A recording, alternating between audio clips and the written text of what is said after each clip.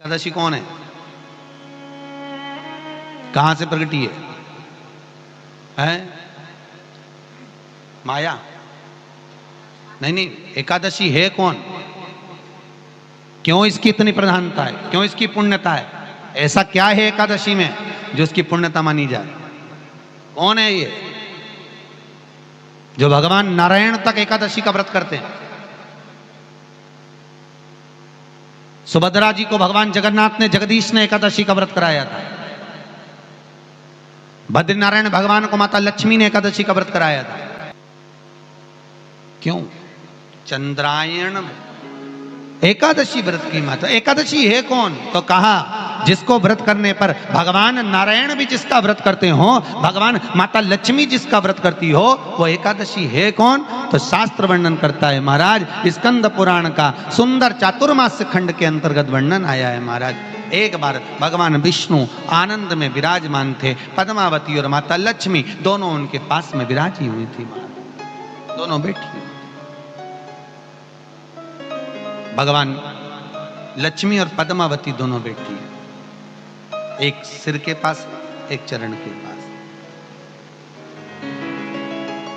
कुछ समय बाद वहीं पर ब्रह्मदेव का आगमन हुआ और ब्रह्मा जी आगमन पाकर भगवान नारायण पद्मावती से लगकर उठे और उठकर लक्ष्मी की ओर झुके।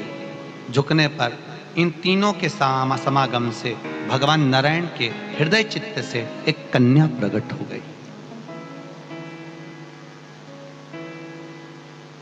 उस कन्या का नाम एका था। क्या नाम था? एका। अब 10 उसके गुण इतने प्रबल थे, वो 10 गुण उसके बड़े प्रबल थे कि वो एका जिसको निहारती थी उसको संपदावान बना देती थी, जिसको देख लेती थी उसके जीवन में वो आनंद की अनुभूतियां करा देती थी। एका जिस मार्ग से जाती थी उस मार्ग के द्वार खोल देती थी। एका का पुण्य इतना पुण्य प्रखर। पद्मावती और लक्ष्मी ने कहा महाराज ये बेटी आपके द्वारा निर्मित हुई है, इसका कन्यादान करना चाहिए। हमारे यहाँ हिंदू धर्म में रीति है, जिस दिन कन्यादान करा जाता है उस दिन व्रत रखा जाता है। अब आजकल रखते कि नहीं रखते हो मालूम नहीं, और कन्यादान करते समय व्रत रखा जाता है। व्रत रखना, एका का कन्यादान करना है। भगवान बोले कन्यादान करें, किसको दें? एका किसको दी जाए? एका प्रदान किसको करी जाए? पुण्यता किसको दी जाए?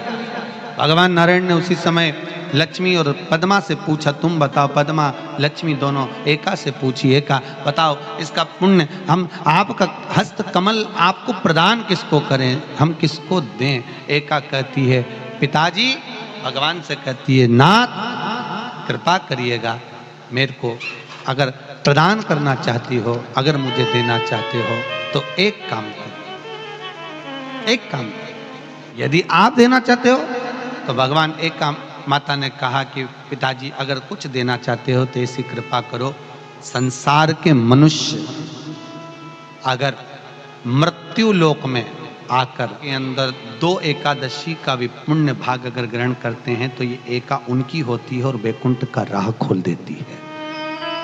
इनके जाने से पहले अगर मैं प्रवेश करती हुई जाऊंगी और इनके मार्ग को सुलभ बनाती हुई जाऊंगी। वो एका 10 गुण के कारण एका। 2 चीजों को याद रखिए, गौदान और एकादशी। श्रीमद् वल्लभाचार्य जी ने मायावत का खंडन करा था जगन्नाथपुरी में, और श्रीमद् वल्लभाचार्य जी ने कहा था एकादशी मरने के बाद मत दो, एकादशी जीते जी दो। कहा था कि नहीं कहा था? जीते जी दान करिए। इसलिए जगदीश में, जगन्नाथपुरी में एकादशी उल्टी लटकी हुई है। करें आपने दर्शन? जगदीश में एकादशी को उल्टा लटकाया। क्यों? क्योंकि वल्लभ ने कहा कि एकादशी जीते जी दो। कई पंडितों कहते हैं तुम्हारे दादाजी मर गए, जब 12वें का दिन होता है ना तो पंडित जी संकल्प छुड़ाते हैं, देव एकादशी। बड़े बेटे ने 5 दे दी, छोटी बहू ने 3 दे दी, उसने 2 दे दी, उसने 2 दे दी। तो क्या तुम्हारे दादाजी भिखारी थे जो तुम्हारी एकादशियां लेकर जाएंगे? और तुम कौन होते हो दादाजी को एकादशी देने वाले? तुमने कौन सा इतने पुण्य कर लिए जो तुमने एकादशी दे दी?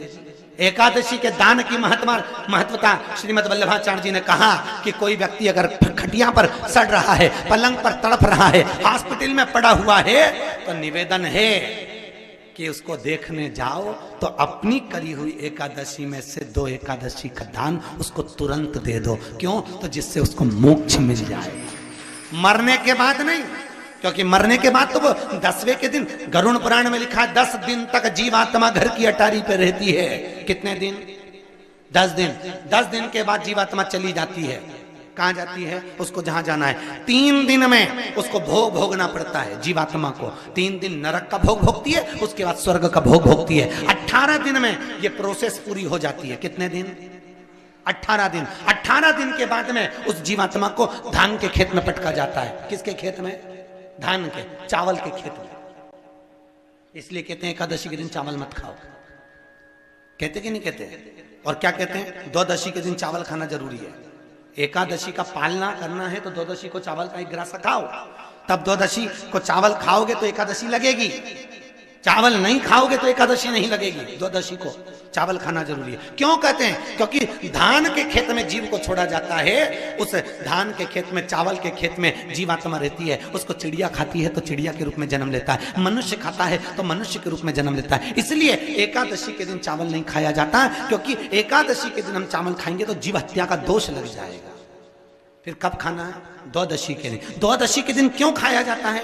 क्योंकि हम एकादशी के व्रत करे रहते हैं और पहला घासा जब चावल का खाते हैं तो अपनी करी हुई एकादशी का पुण्य, जितने जीव हमारे मुंह में जाते हैं उनको उसका पुण्य मिल जाता है और उनका फिर जन्म नहीं होता, वो तर जाते हैं, उनको एकादशी का भाग मिल जाता है। इसलिए कहते हैं एकादशी को चावल मत खाओ, पर द्वादशी को। विष्णु पुराण कहती है, श्रीमद् वल्लभाचार्य जी वर्णन करते हैं, मेरे वल्लभ कहते हैं कि वल्लभ कुल की एकादशी करो, भले बकरी जैसे चरो, पर एकादशी करो। हमारे यहाँ तो शास्त्र कहता है एकादशी का व्रत भी करो तो मुंह उतार के मत करो रे। कोई फूल अगर मुरझा जाता है तो भगवान को नहीं दिया जाता, कोई फल बेकार हो जाता है भगवान को नहीं दिया जाता। तुम्हारे व्रत वाले दिन तुम्हारा मुंह उतरा रहेगा तो भगवान उसको स्वीकार करेगा। इसलिए बकरी जैसे चरो और एकादशी करो। जेब में भर लो मूंगफली का दाना, काजू इधर, मूंगफली का दाना इधर, खिचड़ी भी बना लो, मोरधन भी बना लो, चिप्स तल लो, पापड़ तल लो, और जो पपीता, सेव, फल, केला जो है सब लिया फ्रिज पे, वॉशिंग मशीन नहीं खाएगी। सुबह आधा किलो दूध की रबड़ी बना के खा ली। तो पति मन में सोचा फिर भी आवाज नहीं निकल रही, फिर अभी क्या खाएगी? खिचड़ी बनाई है और बादाम तल ली थोड़ी सी, और आधा किलो पपीता रखा था वो कतर लिया, और थोड़ा सा रायता बनाया बादाम का, अच्छा ठीक है, और चिप्स तल ली, और आलू भी तले हैं, ठीक है। फिर शाम को मोरधन की खीर और सेव फल, चीकू और आगरे का पेठा और राजगिरा की पूड़ी, ठीक है। फिर रात को अभी आधा किलो दूध मंगवाई, थैली गरम करके उसमें थोड़ी सी ड्राई फ्रूट्स डाल के, मखाना पीस के उसकी खीर बना लो। बस केवल खीर नहीं, पपीता रखा है। पति भी बोला तेरे जैसा व्रत तो दुनिया में कोई नहीं। दंडवत है ऐसी एकादशी माता को जो इतनी जोरदार एकादशी करी है। फिर पूछा किसने बताई? सियोर वाला महाराज, याद रहेगा। फिर तो पति भी बोला खूब चरो, एकादशी को कौन मना करे, प्रेम से करो। सबसे पहला नियम एकादशी व्रत का, सबसे पहला नियम है कि आप जिस दिन व्रत करो उसके 1 दिन पहले भक्ति का संचार इस हृदय में कर लो। भक्ति का संचार इस हृदय में कर लीजिए। जिस दिन आप व्रत करो, जैसे एकादशी का व्रत कर रहे हो तो दशमी के दिन शाम का समय जब आवे, रात्रि जब होने लगे, शाम का समय आवे और रात्रि का आप जब भोजन ग्रहण करो तो उस भोजन में कोई ऐसा पदार्थ ग्रहण मत करिए जिस पदार्थ के कारण आपकी एकादशी बिगड़ जाए।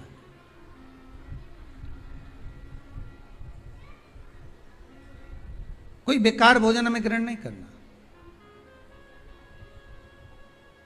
श्रेष्ठ भोजन ग्रहण करिए दशमी के। और एकादशी का दूसरा नियम बहुत ध्यान से सुनिएगा। जिस दिन आपकी एकादशी का व्रत हो उस दिन प्रयास करिएगा कि अपने हाथ से किसी भी वृक्ष की कोई पत्ती टूटे ना। अपने हाथ से किसी भी वृक्ष की, पौधे की, किसी भी वृक्ष की पत्ती अपने हाथ से ना टूटे। बहुत ध्यान दीजिएगा महाराज। एकादशी का ये दूसरा नियम है कि अपने हाथ से किसी पौधे की, किसी वृक्ष की, किसी डाली की कोई पत्ती टूटे ना, कोई पत्ती ना टूटे, इसका प्रयास करिए।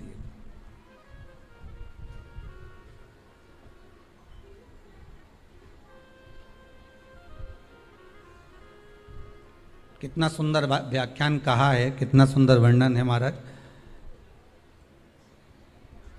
कि मात्र एकादशी का व्रत कर लेने पर, मात्र एकादशी का व्रत कर लेने पर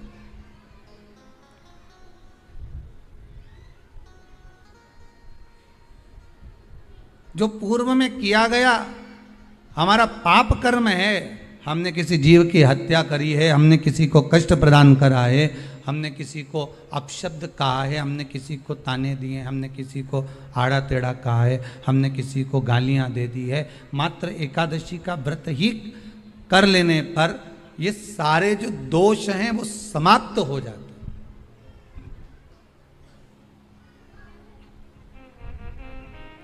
सारे दोष हमारे समाप्ति पर आ जाते हैं।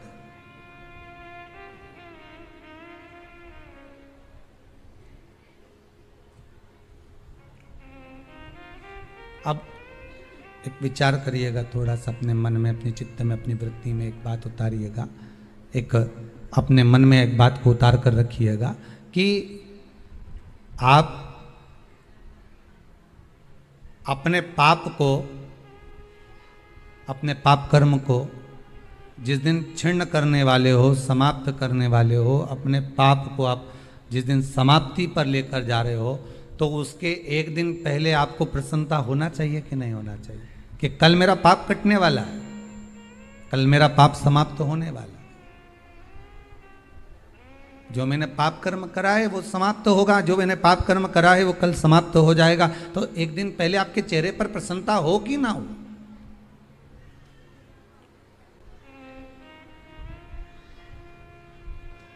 और चेहरे पर वो प्रसन्नता आपके आना चाहिए कि कल मेरा एकादशी का व्रत है, आज दशमी है, कल एकादशी का व्रत है, तो कल मेरी जब एकादशी का व्रत रहेगा तो मेरा ना जाने कितना कितना पाप, कितना कितना असत्य, कितना कितना झूठ, कितना कितना प्रपंच वो समाप्त हो जाएगा। इसमें मुझे प्रसन्नता हो, इसमें मुझे आनंदता हो।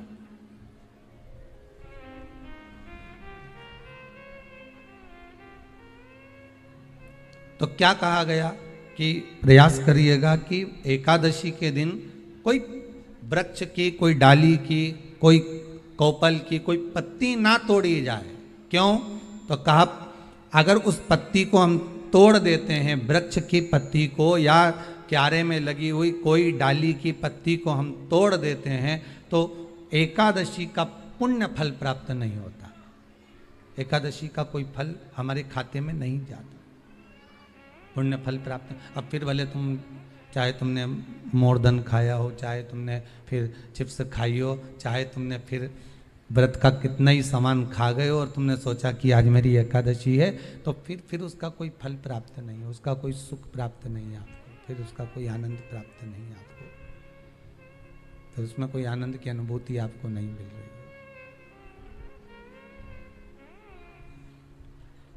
एक विश्वास के साथ आप शिव को मनाने के लिए, शंकर को मनाने के लिए जाते हैं। कुछ नहीं है आपके पास, हमारी सामर्थ्यता नहीं, आपकी सामर्थ्यता नहीं कि आप भगवान की कोई सेवा कर लें।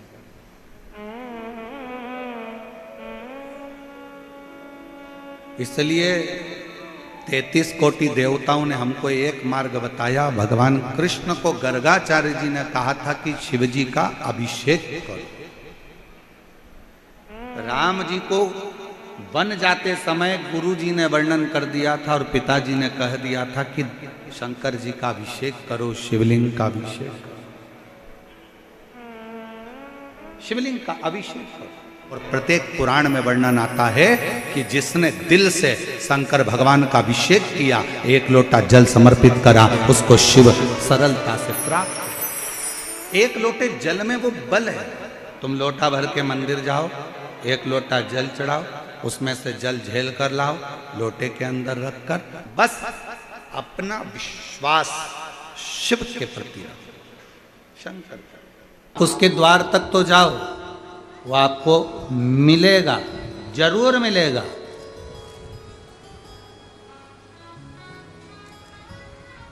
और एक बात कहें मेरी जीजियों और मेरे जीजाओं, बहुत सावधानी से सुनना।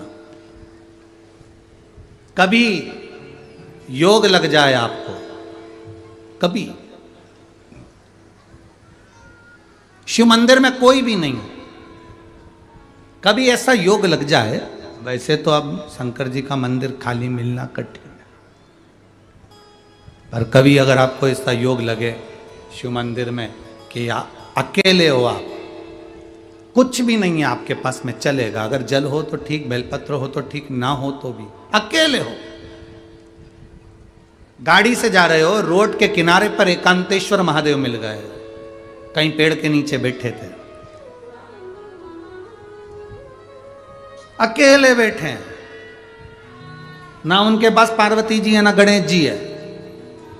कहीं कहीं एकांतेश्वर महादेव तो ऐसे हैं कि वहां नंदी भी नहीं है, किसी किसी पेड़ के नीचे भगवान रोड के किनारे बैठे अकेले, शिवलिंग, और तुम वहां से निकल कर जा रहे हो। कभी प्रयास करना, 2 मिनट के लिए गाड़ी रोकना, ड्राइवर से कहना भैया थोड़ा रुक जा 2 मिनट, मेरे को बाबा बैठे हैं, जरा बात तो कर लो थोड़ा।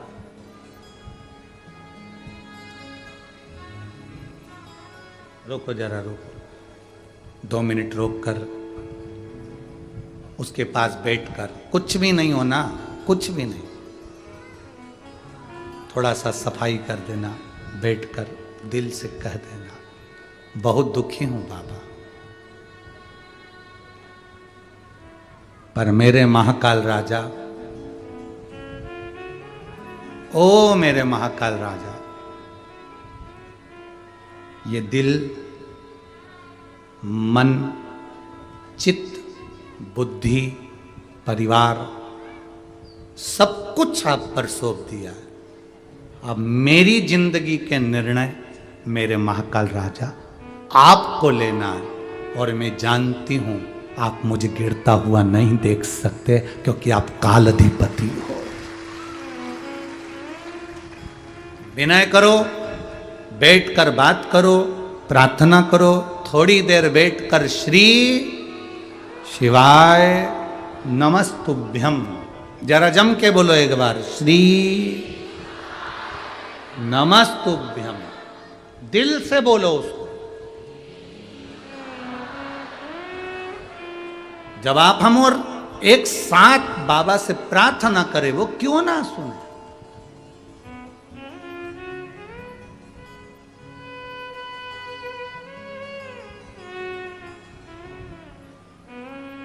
मुझे तेरा ही सहारा है, मेरे भोले बाबा, मैंने तुम्हें ही पुकारा है, मेरे भोले बाबा। आप सबसे निवेदन है, आपके घर में छोटे से बच्चा जन्म ले, उसके कान में एक बार श्री शिवाय नमस्तुभ्यम बोला करो। कारण उस बच्चे का बाल बाका नहीं हो सकता, उसे बड़ी बीमारी घेर नहीं सकती अगर उसके कान में जन्म के समय पर श्री शिवाय नमस्तुभ्यम का स्मरण कराया। पंचाक्षर मंत्र नमः शिवाय, षडाक्षर मंत्र ओम नमः शिवाय अगर बोला गया है, उस बच्चे का बाल बाका नहीं हो सकता, उसको होगा ही।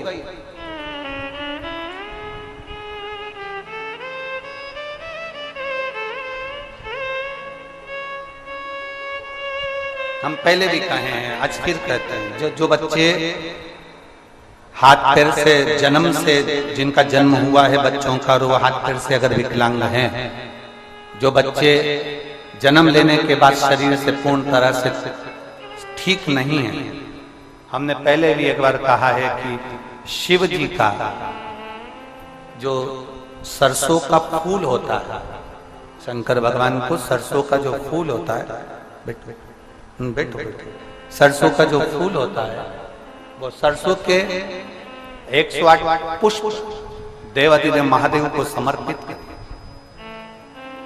शंकर भगवान को वो पुष्प समर्पित कर। सरसों का फूल ना मिले तो बाबा का, देवाधिदेव महादेव का कभी योग लगे तो कभी कोई विद्वत जन से मिलकर भगवान शंकर का सुंदर सरसों के तेल से अभिषेक करो। शिव तत्व की प्राप्ति, ये एक उपाय YouTube पर आपको मिल जाएगा। एक लौंग, एक कमलगट्टा, एक काली मिर्च का जो उपाय था सरसों के तेल वाला, वो YouTube पर मिलेगा। प्रयास करना, उसके साथ में मेहनत करना। एक बीमारी हो जाती है जिसमें बच्चों की नसें बंद होती चली जाती है, लोगों की नसें बंद होती चली जाती है, वो लकवे से भी बेकार बीमारी है, जिसके अंतर्गत शरीर की नसें काम करना बंद कर देती है, धीरे धीरे हाथ पैर लुस्त हो जाते हैं, शरीर काम करना बंद कर देता है, जिसका इलाज विदेश में भी नहीं और भारत में भी,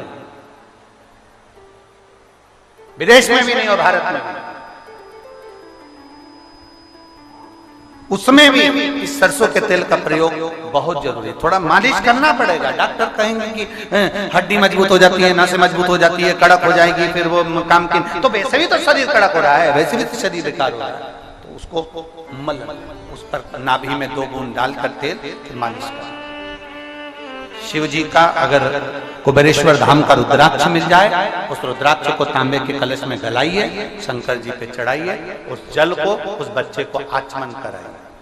आचमन, जो बच्चा हाथ पैर से विकलांग रहता है या पैरालिसिस हो जाता है, लकवा लग जाता है, तो सीहोर का जो रुद्राक्ष मिलता है, उसका जो पानी आप देते हैं पैरालिसिस वाले को, लकवे वाले व्यक्ति को या हाथ पैर से बेकार व्यक्ति को, बच्चों को जो प्रदान करते हैं, उसको 3 जगह पर जल को पहले स्पर्श कराया जाता है। आप लोगों के स्मरण में होना चाहिए कि पानी पिलाने से पहले उसको 3 जगह स्पर्श कराओ। अगर पाँव नहीं काम कर रहा है, हाथ नहीं काम कर रहा है, शरीर काम नहीं कर रहा है, बच्चा पूर्ण तरह से चल नहीं रहा है, पड़ा ही रहता है पलंग पर, तो उसके लिए 3 जगह सीहोर के रुद्राक्ष का जल शिव जी को चढ़ाकर कुंदकेश्वर महादेव के नाम से उस पानी को लाकर 3 जगह पहले उसका स्पर्श कराया जाता है। उस कटोरी के जल को हथेली में लिया जाता है, कुंदकेश्वर का स्पर्श करके सिर पर, कुंदकेश्वर का स्पर्श कराकर उसके वक्षस्थल पर, कुंदकेश्वर का स्पर्श कराकर उसके नाभि कोश पर उसको छुआया जाता है। बचा हुआ जो जल था कटोरी में, ये तो हथेली के जल का काम है, कटोरी में जो जल बचा हुआ है वो बच्चे को 2 बूंद 3 बूंद 4 बूंद जितना पिला सकते हो वो पिलाइए। धीरे धीरे आपकी मेहनत लगन पक्की है और भगवान शंकर पर अगर भरोसा है तो इसी जगह पर फिर मिलकर हम। शमी की पत्ती देखिए आप लोगों ने, जम के तो बोलो जरा, देखिए मंदार पुष्प भी देखा हुआ है। अब शमी की जो पत्ती होती है, उस शमी की पत्ती को भगवान देवाधिदेव महादेव पर चढ़ाने का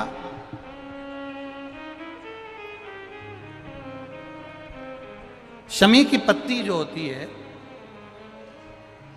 उस शमी की पत्ती को चढ़ाने का एक नियम भी होता है। थोड़ा सावधानी से सुनना इस नियम को, जो आपके जीवन को सार्थक बना सकता है। शमी की पत्ती को चढ़ाने का एक नियम है, बड़ा सुंदर नियम, आपके जीवन में उतारने लायक। महाराज, जब सारा श्रृंगार मेरे देवाधिदेव महादेव का हो जाए, बहुत ध्यान से सुनना, ये प्रसंग आया नहीं पहले, आज अगर कुबेरेश्वर बाबा की पावन धरा पर यह प्रसंग निकला है तो उसको ध्यान से सुनिए, भाव से सुनिए। पत्ती, शमी की जो पत्ती होती है, उस शमी की पत्ती को कब कैसे और कहाँ चढ़ाना चाहिए, और शमी की पत्ती का फल क्या होता है वो भी अभी अपन समझ लें उसको। शमी की पत्ती, संपूर्ण स्नान भगवान का हो जाए, संपूर्ण स्नान। आप समझे उसको, जैसे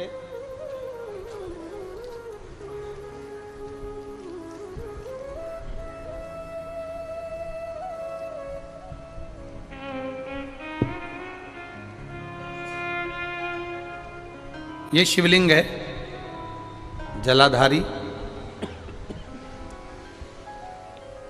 जल निकल कर जाने का स्थान, गणेश, कार्तिकेय, अशोक सुंदरी, जलाधारी मतलब माता पार्वती जी का हस्त कमल, शिवलिंग शिव का स्वरूप, ऊपर जो जलाधारी लगी है उसमें से एक एक बूंद जो पानी नीचे गिर रहा है, जो पानी नीचे गिर रहा है, शिव जी की बेटियां जया, विषहरा, शामली बारी, दौतली, देव, शिव जी की पुत्री बेटियां। अब जब देवाधिदेव महादेव को शमी का पत्ता चढ़ाया जाता है, कब चढ़ाते हैं?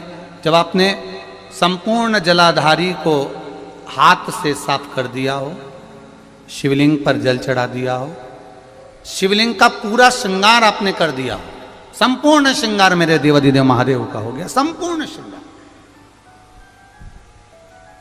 बाबा को चंदन का लेपन, अबीर, गुलाल, अक्षत, बेलपत्र, धतूरा, जो भी तुम्हें चढ़ाना है सब कुछ तुमने चढ़ा दिया, सारा श्रृंगार मेरे देवाधिदेव महादेव का हो गया। तब शमी की पत्ती को मां जगतजननी की जो जलाधारी है उस पर मात्र स्पर्श कराकर शिव के शिवलिंग पर आखिरी में समर्पित कर देना चाहिए, जिससे हमारी मन की जो कामना है वो मां जगतजननी देवाधिदेव महादेव से उनके कानों में श्रवण करा।